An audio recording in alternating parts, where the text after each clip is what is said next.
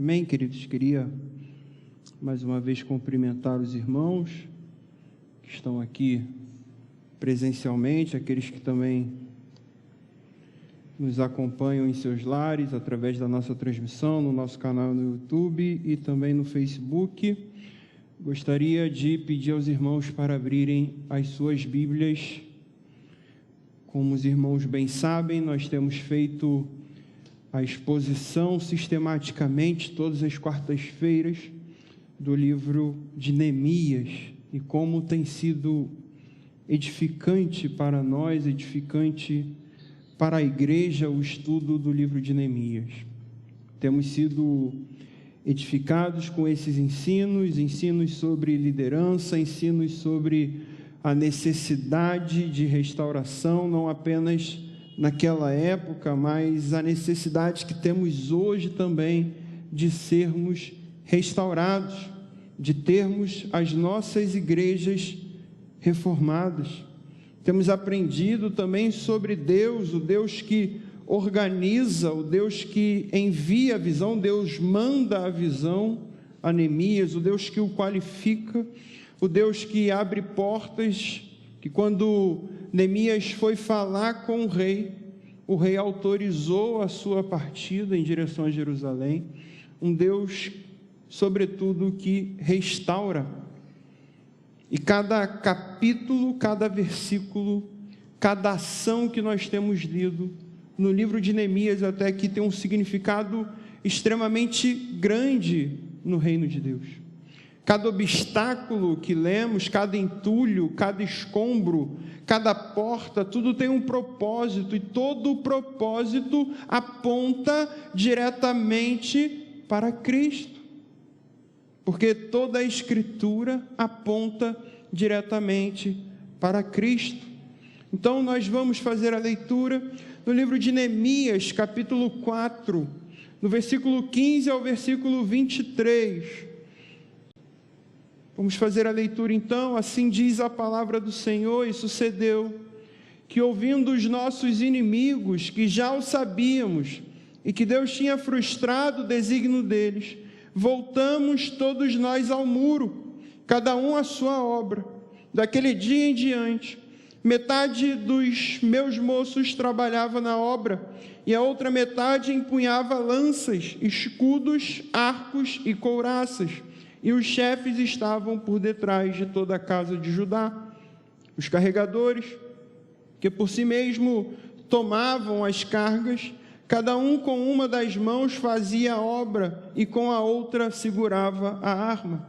Os edificadores, cada um trazia a sua espada à cinta, e assim edificavam. O que tocava a trombeta estava junto de mim. Disse eu aos nobres, aos magistrados e ao resto do povo: grande e extensa é a obra, e nós estamos no muro, muito separados, longe um dos outros. No lugar em que ouvirdes o som da trombeta, para ali acorrei a ter conosco, o nosso Deus pelejará por nós. Assim, trabalhávamos na obra, e metade empunhavam as lanças desde o raiar do dia até o sair das estrelas. Também nesse mesmo tempo disse eu ao povo: cada um com o seu moço fique em Jerusalém, para que de noite nos sirvam de guarda e de dia trabalhem. Nem eu, nem meus moços, nem meus irmãos, nem os homens da guarda que me seguiam largávamos as nossas vestes. Cada um se deitava com as armas à sua direita. Vamos orar, queridos? Senhor, nós louvamos o Teu nome, te pedimos agora, Deus, que o Senhor possa falar aos nossos corações, que o Senhor possa abrir, ó Deus, o nosso entendimento para que possamos compreender aquilo que o Senhor tem para nós nessa noite. Que o Senhor possa falar a cada um de nós de maneira individual e que possamos ver Cristo refletido na Tua palavra, que possamos ver a glória do Teu nome nessa noite, em nome de Jesus. Amém. Queridos, no capítulo 3, que nós já expomos há 2 semanas atrás, se eu não me engano, nós vimos muito claramente por meio de Neemias como o exemplo de liderança, como um modelo de liderança, uma liderança alcançada não por qualificação profissional, um modelo de liderança alcançado não pelo poder aquisitivo que Neemias possuía, um modelo de liderança, uma liderança alcançada não pelo nível acadêmico que Neemias tinha, mas uma liderança alcançada por meio do serviço.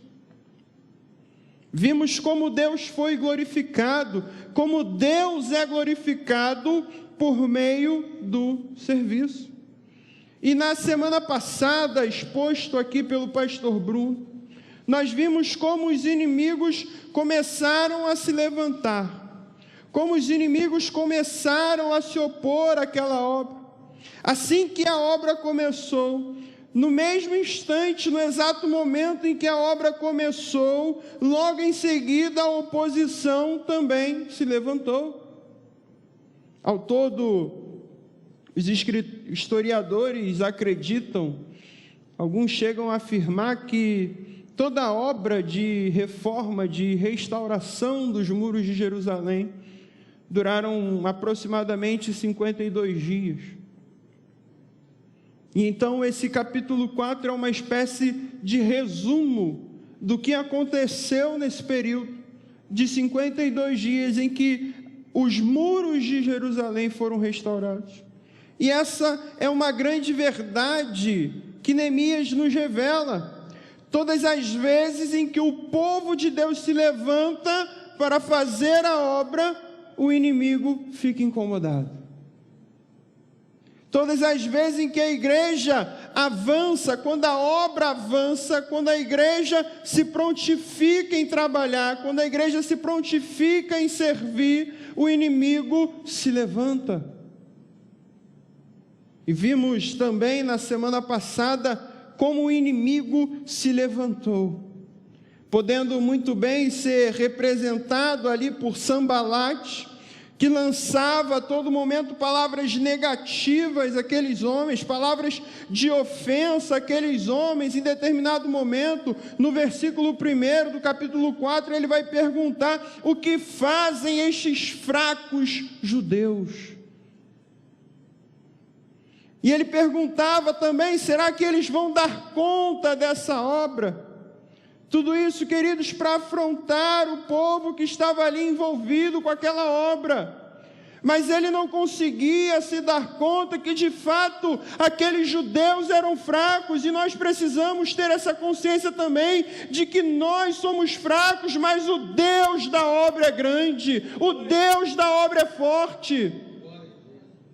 O que fazem estes fracos judeus? O que fazem estes fracos cristãos? Percebam, queridos, a razão pelo qual eles incomodaram Sambalate era porque eles eram fracos.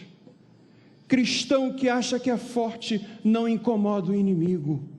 Cristão que acha que é capaz, cristão que acha que é bom, cristão que acha que pode fazer a obra sozinho, não incomoda o inimigo. Porque o poder de Deus, a glória de Deus, se manifesta na nossa fraqueza. O que fazem estes fracos judeus?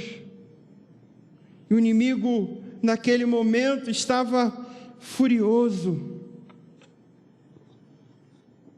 Sambalate não apenas lançava palavras negativas, não apenas ofendiam aqueles homens, mas Sambalate desdenhava do povo de Deus, fazia pouco caso, ele desacreditava do povo de Deus. Era de fato uma batalha sem trégua, uma batalha que a muitos daqueles que estavam olhando, aos opositores, uma batalha impossível.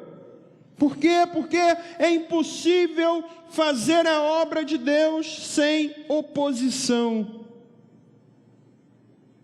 É impossível fazer a obra de Deus sem enfrentamento. É impossível fazer a obra de Deus sem que o inimigo se incomode com isso.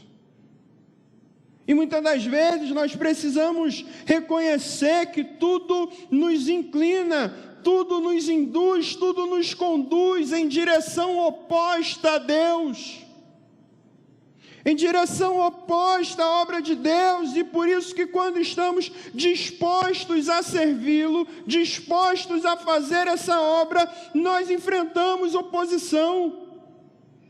Oposição, em primeiro lugar, de nós mesmos.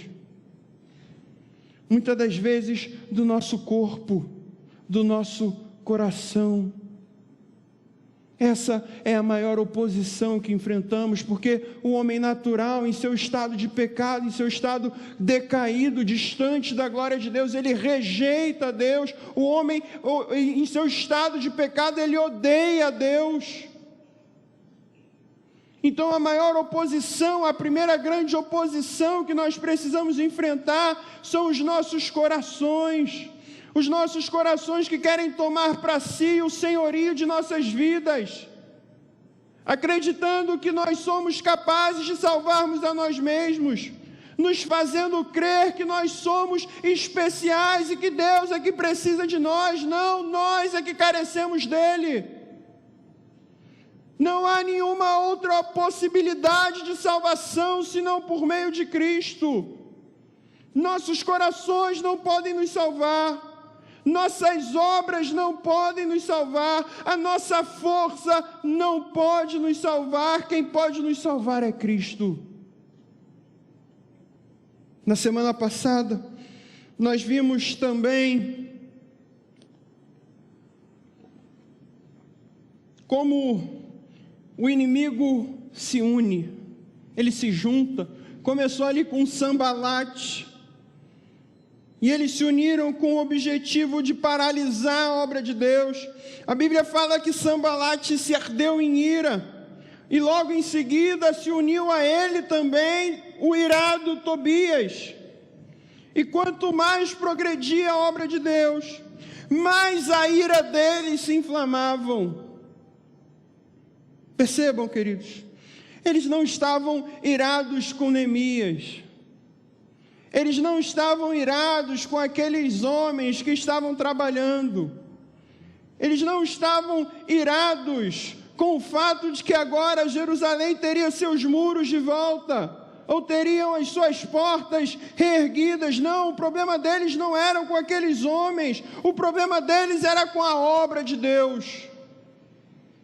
Porque o homem natural, ele não apenas rejeita Deus, mas como eu falei, ele odeia tudo aquilo que é de Deus, tudo aquilo que reflete a glória de Deus, tudo aquilo que reflete a santidade e a beleza do nosso Deus.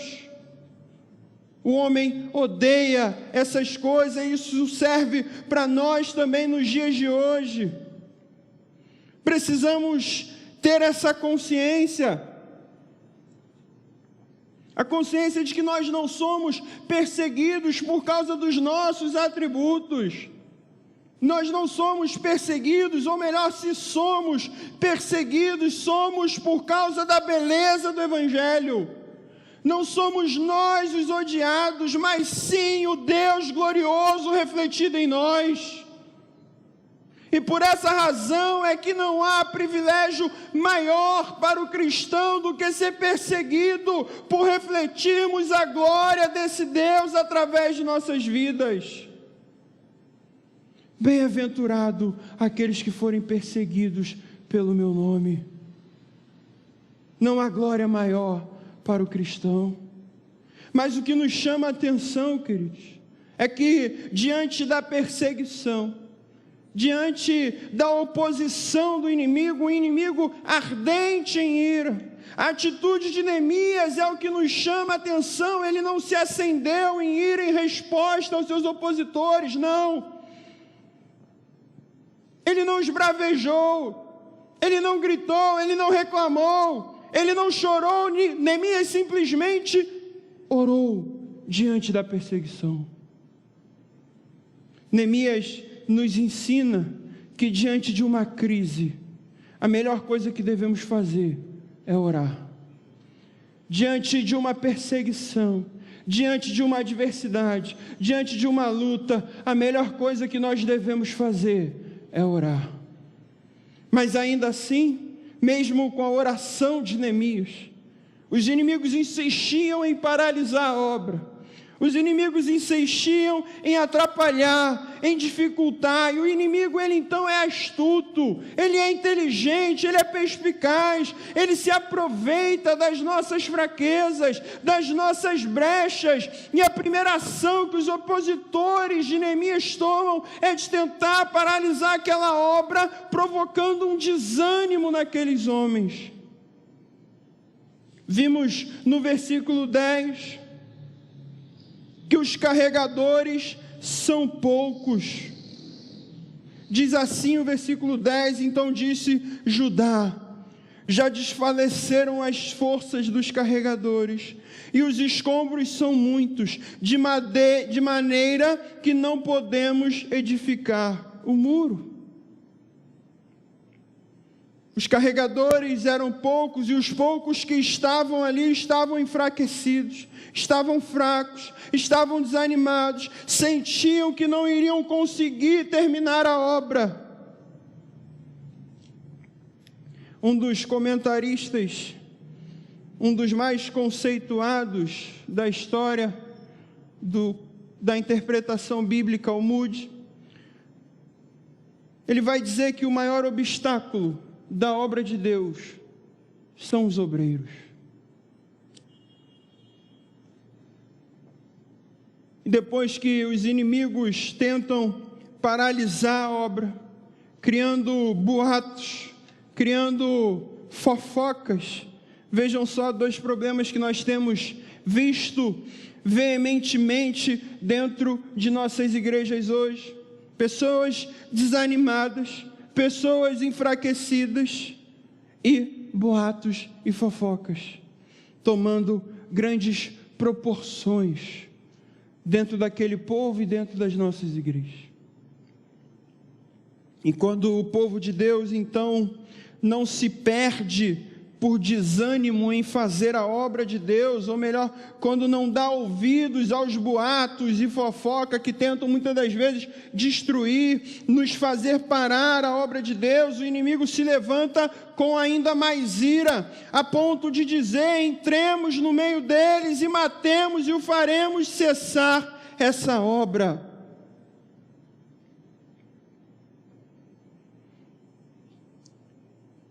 Quando o povo não para pelo desânimo, ou quando o povo não para diante de boatos, diante de fofocas, o inimigo fica ainda mais irado. E ele vai dizer: olha, entremos no meio deles e faremos cessar essa obra. O inimigo se infiltra no meio do povo para fazer parar a obra de Deus.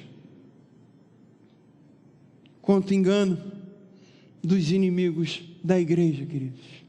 Quanto engano dos homens, porque simplesmente a obra de Deus é imparável.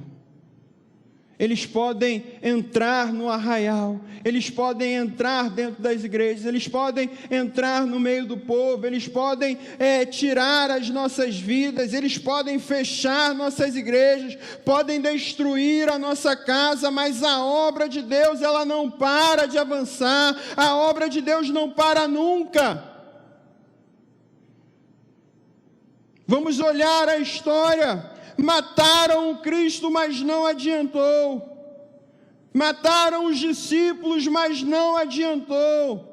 Mataram os cristãos do primeiro século e ao longo dos séculos colocaram fogo em casas, destruíram cidades, mas não adiantou.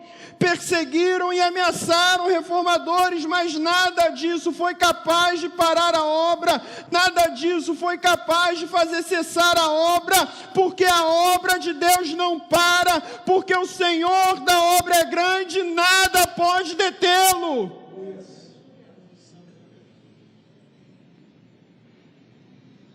E conforme lemos nessa noite, no versículo 15, O nosso Deus, queridos, Ele é um Deus que frustra os planos dos inimigos da igreja. Olha o que Neemias fala no versículo 15: ouvindo os nossos inimigos, que já sabíamos deles, e que Deus havia frustrado todos os seus desígnios, voltamos a trabalhar. Percebam, queridos, não foi Neemias que lutou contra os inimigos. Não foi ele nem seus aliados que frustraram os planos dos inimigos, não. Deus frustrou o plano dos inimigos. Vivemos um tempo onde os inimigos da igreja cada vez mais têm se levantado, cada vez mais têm aparecido perseguidores, opositores. Inimigos da igreja têm se levantado por meio de ideologias, por meio da mídia, por meio de políticos. E parece que quando olhamos os cristãos modernos, vemos que os cristãos de hoje querem frustrar os inimigos. Os cristãos querem batalhar contra os inimigos. Os cristãos querem destruir os inimigos. E Neemias nos ensina: ei, volta a trabalhar. Ei, deixa o inimigo para Deus, vem cá, volta para o muro.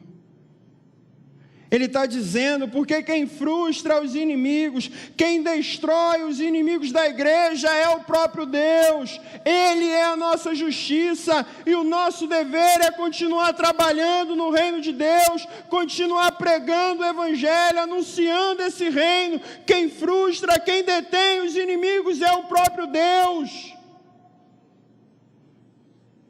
O nosso Deus frustra os propósitos dos inimigos. Mas nós, queridos, a nós cabe voltarmos a fazer a sua obra, pois esse é o nosso trabalho. Enquanto nós fazemos a obra, Deus cuida dos inimigos, uma obra que os anjos não podem fazer, ninguém pode ficar no seu lugar. Então Deus fala para nós: ei, volta para o muro, volta para a obra, volta a se envolver com a obra de Deus, volte a fazer aquilo que cabe a você, volte a liderar a sua família, volte a discipular os seus filhos, volte a orar, volte a glorificar a Deus por meio do serviço, porque enquanto a igreja faz a obra, Deus frustra os inimigos. Mas Neemias vai além, queridos. Neemias nos instrui também não somente trabalhar, é preciso estarmos também em constante vigilância. Muitos se envolvem tanto no trabalho que deixam de vigiar e por isso caem no próprio campo de trabalho. Ação e vigilância precisam caminhar de mãos dadas. Muitos obreiros se perdem no trabalho e se cansam na obra e se cansam da obra. Outro ensino que podemos tirar no livro de Neemias, outro ensino que ele nos dá sobre a importância da união,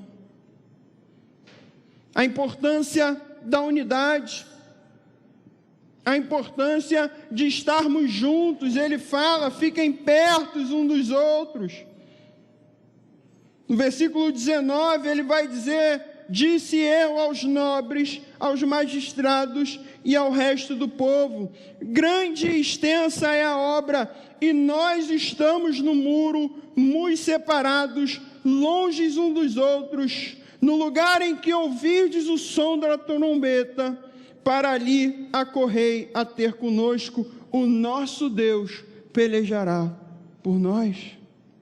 Não existe nada mais perigoso, queridos, para nós cristãos, não existe nada mais perigoso para a igreja do que a falta de união, a falta de unidade entre os irmãos, a Escritura nos avisa, ela nos dá diversas recomendações acerca disso. Ela vai dizer que o cordão de 3 dobras não se quebra com facilidade. Pessoas certamente precisam de Deus, nós precisamos de Deus, temos que reconhecer isso, mas precisamos reconhecer também que pessoas também precisam de pessoas. Nós precisamos de pessoas, precisamos trabalhar unidos, trabalhar juntos. Neemias só obteve sucesso, só obteve êxito na sua obra, porque eles trabalharam juntos. Ter em mente de que nós não estamos competindo. Aqui não é um lugar para ver quem brilha mais. Aqui não é um lugar para medir forças, para ver quem é o melhor, quem canta mais, quem prega melhor, quem toca melhor. Aqui não tem espaço para isso, não é uma competição. Nós não somos rivais. Pelo contrário, nós somos parceiros. Nós somos membros do mesmo corpo, ovelhas do mesmo rebanho, ovelhas do mesmo pastor Jesus Cristo. Ramos da mesma videira. Não pode haver entre nós, queridos, nenhum tipo de sentimento de superioridade. Precisamos estar todos engajados com a obra de Deus, estar todos lutando pela mesma causa. Nós todos somos de Cristo cooperadores, soldados do mesmo exército, sob o comando de um só general, o nosso Deus. E por isso nós devemos estar juntos, trabalharmos juntos, servirmos juntos. E Neemias fala isso mais uma vez.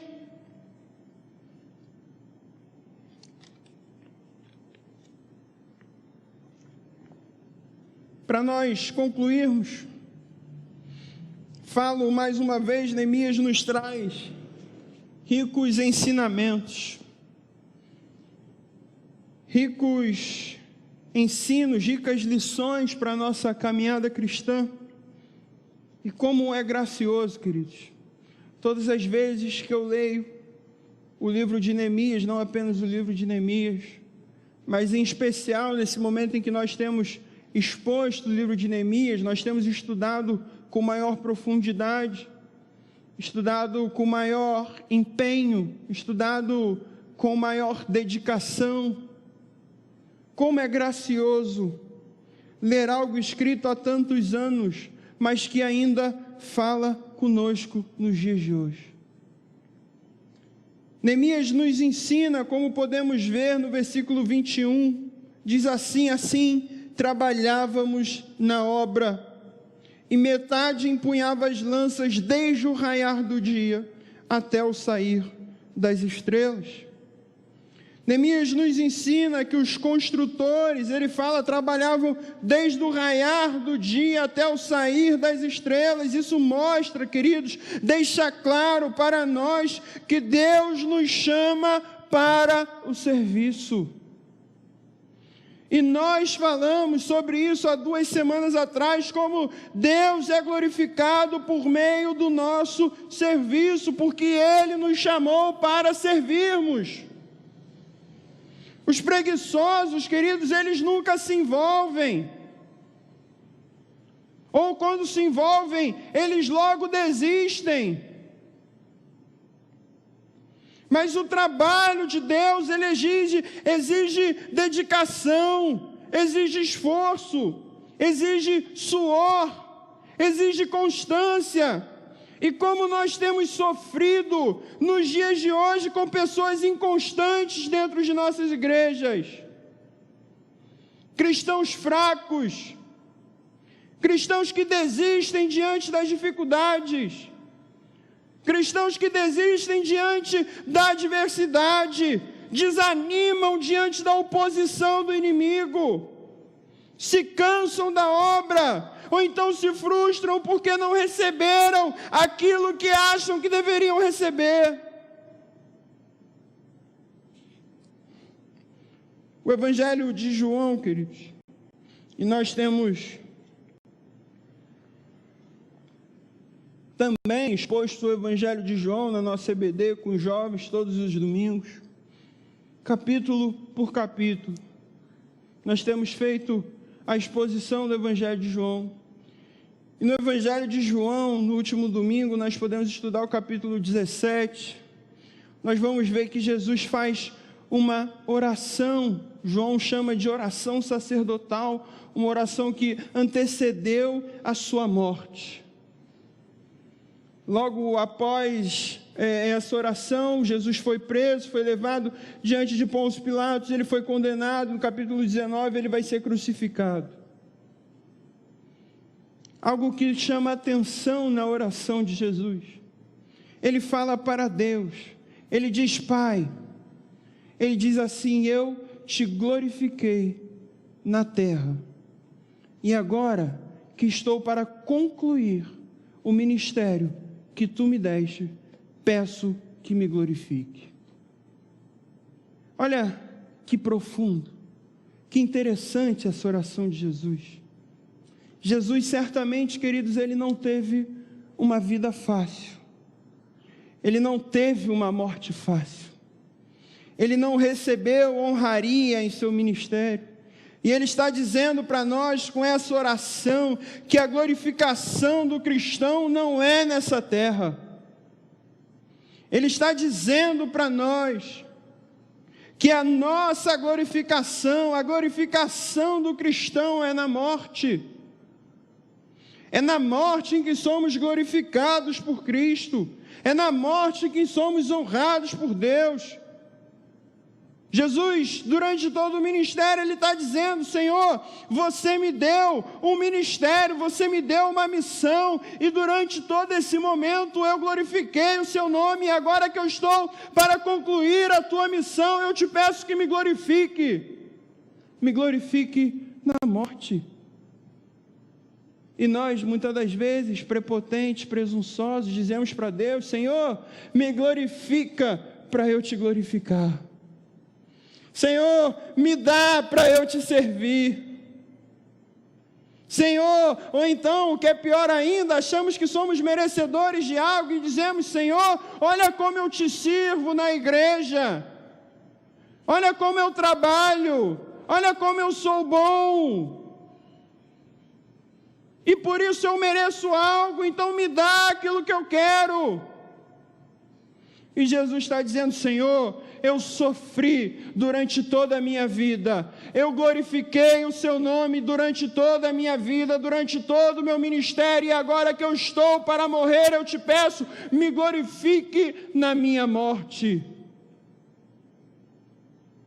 Primeiro, glorificamos a Deus por meio do nosso serviço, para então, no fim, o Pai nos glorificar em nossa morte. Essa é a ordem do Evangelho de Deus. O chamado de Deus, queridos, ele não é para o ócio. O chamado de Deus é para o trabalho. Nem mesmo na eternidade nós estaremos desobrigados do trabalho, pois no céu, lá no céu, na morada eterna, os gemidos servem ao Senhor. Nós serviremos ao Senhor, declarando ininterruptamente, constantemente: Santo, Santo, Santo é o Senhor poderoso, aquele que era, aquele que é e aquele que há de vir. Esse será o nosso trabalho, glorificar o nome de Deus. Esse é o nosso trabalho nessa terra, glorificar o nome de Deus.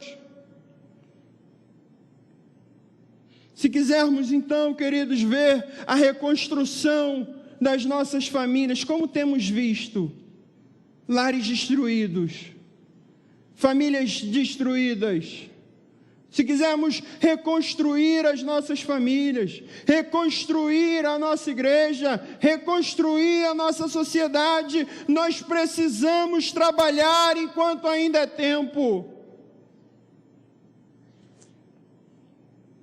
Diante do exposto, uma pergunta que nós fazemos: como você tem reagido aos ataques do inimigo? Como você tem reagido à oposição do inimigo? Como nós temos reagido? Como nós, enquanto igreja, temos reagido aos ataques do inimigo? Neemias enfrentou todos os ataques, todos eles, com apenas duas maneiras: com oração e com trabalho. Que possamos aprender, queridos, com Neemias, termos a consciência de que quando a obra avança, o inimigo se levanta, e que precisamos nos dedicar, não em combater o inimigo, porque o nosso Deus é quem frustra os planos do inimigo, mas que possamos nos dedicar a orar e trabalhar, orar e servir, continuar a obra e deixar que Deus frustre os desígnios dos inimigos do reino. Que o Senhor nos abençoe nessa noite. Vamos orar mais uma vez. Senhor, nós louvamos o Teu nome, te agradecemos, ó Deus, pela Tua palavra, porque a Tua palavra ainda fala conosco. Muito obrigado, ó Deus, porque a Tua palavra é viva e eficaz. Te pedimos, ó Deus, que o Senhor possa nos abençoar, que o Senhor possa nos ensinar, assim como Neemias fez diante da adversidade, diante da oposição, orarmos e continuarmos trabalhando. Que possamos trabalhar em nossas casas, nossos lares, nossas famílias, nossas igrejas, na nossa sociedade. Que em tudo, ó Deus, em nós, o Senhor seja glorificado por meio do nosso serviço. E que quando chegar a nossa hora, que o Senhor nos glorifique para estarmos juntos contigo na eternidade. Em nome de Jesus. Amém.